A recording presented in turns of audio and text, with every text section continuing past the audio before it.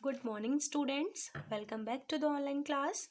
सो students देखिए, अपनी previous class में हमने ये चैप्टर की रीडिंग कंप्लीट की थी और आपको होमवर्क में कठिन शब्द और मौखिक प्रश्न और ये सही विकल्प दिए थे करने के लिए। आई होप आपने कर लिए होंगे। देखिए मौखिक प्रश्न एक बार देख लेते हैं इनके आंसर। ओके, पहला प्रश्न है, प्रस्तुत कहानी किस गांव की है? तो इसका आंसर है प्रस्तुत कहानी रामपुर गांव की है। इतना ही लिखना है आपको। पूरे गांव में कैसी जगह नहीं थी? आंसर देखिए, पूरे गांव में कोई ऐसी जगह नहीं थी जहां सब इकट्ठे हो सकें और आराम से बैठकर बातचीत कर सकें। प्रश्न तीसरा देखिए, गांव के विकास से कौन प्रसन्न नहीं था? आप पहले बुक से प्रश्न नोट करेंगे, उसके बाद में आंसर लिखेंगे एक एक करके। ओके, देखिए कौन खुश नहीं था? गांव के विकास से मुखिया प्रसन्न नहीं था। चौथा है, क्या हाथियों ने रमेश और उसके साथियों को अपने पैरों के नीचे कुचला?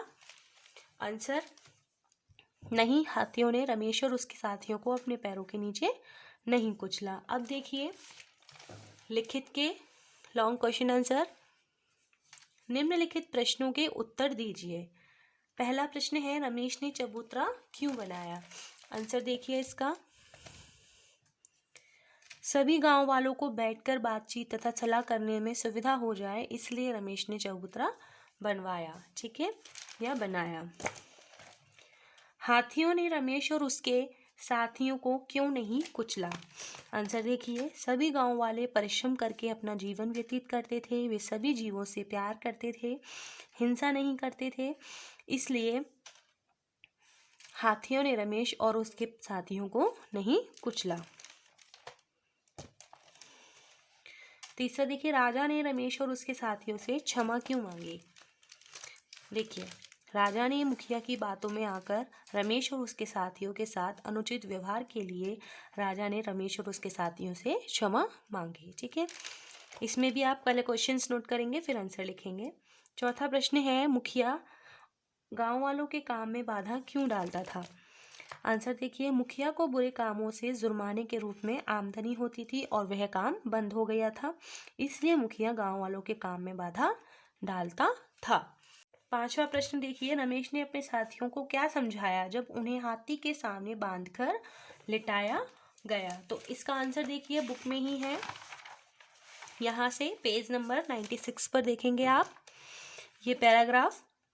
महल के बाहर, ठीक है, इसके नीचे वाली लाइन, रमेश ने अपने साथियों को समझाया, चुपचाप लेटे रहना, हाथी को प्यार से देखना और राजा पर भी क्रोध न करना और कोई बुरे विचार मन में मत लाना। सबने रमेश के कहे अनुसार ही किया। इतना आंसर आप 5th वाले का लिखेंगे इसका। ओके, चलिए क्वेश्चन नंबर 6 देखिए, रमेश के पास कैसा तंत्र मंत्र था? रमेश के पास परिश्रम का तंत्र मंत्र था। इतना ही आंसर है इसका, परिश्रम यहाँ से देखकर लिख लेंगे आप। ठीक है, 7th देखिए, रमेश ने अपने साथियों के साथ मिलकर किस प्रकार गांव का कायाकल्प किया?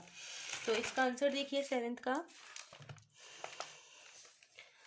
5th और 6th आप बुक में से करेंगे। ओके, 7th देखिए, रमेश और उसके साथियों ने मिलकर बातचीत करने के लिए गांव की जमीन साफ व सुंदर बनाकर, वहां चबूतरा और कमरा बनाकर, सड़क बनाकर, पुल बनाकर तथा तालाब खोदकर परिश्रम करके गांव का कायाकल्प कर दिया। ठीक है, 8वां प्रश्न देखिए, अंत में राजा ने क्या किया? तो इसका आंसर बुक में देखिए पेज नंबर 97 पर जो लास्ट पैराग्राफ है, यहाँ से पहले क्वेश्चन में से लिखेंगे आप, अंत में राजा ने, ठीक है, अंत में राजा ने, फिर यहाँ से लिखेंगे अंत में राजा ने दोषी मुखिया को दंड दिया। राजा ने काट देंगे, अंत में राजा ने दोषी मुखिया को दंड दिया। अपने अनुचित व्यवहार के लिए राजा ने रमेश और उसके साथियों से क्षमा मांगी और राजा ने रमेश को गांव का प्रबंधक नियुक्त किया और एक हाथी भी सम्मान पूर्वक भेंट किया।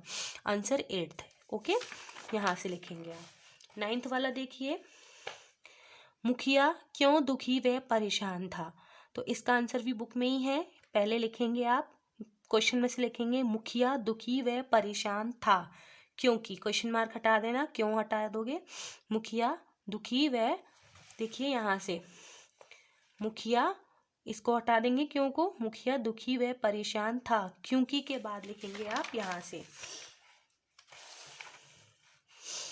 क्योंकि अब गांव वालों ने सभी बुरे काम बंद कर दिए थे, जिससे मुखिया की जुर्माने की आमदनी बंद हो गई थी। Answer 9th। ओके, अब देखिए 10th क्वेश्चन, रमेश के चरित्र की विशेषताएं लिखिए। इसका आंसर देखिए, विशेषताएं मतलब अच्छी अच्छी बातें। तो रमेश के चरित्र की विशेषताएं निम्न हैं। रमेश बहुत मेहनती तथा परिश्रमी व्यक्ति था। वह सभी का आदर सत्कार करता था। वह सभी गांव वालों के साथ मिलकर सत्कर्म यानी कि अच्छे काम करता था। उसने अपने साथियों के साथ मिलकर कठिन परिश्रम तथा मेहनत करके गांव का कायाकल्प कर दिया।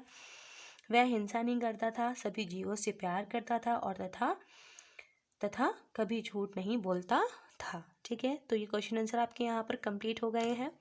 आगे देखिए, पहले आप क्वेश्चन आंसर करेंगे, उसके बाद आपको ये एक्सरसाइज करनी है। खुद से ही आप बुक में से ढूंढेंगे किसने किससे कहा।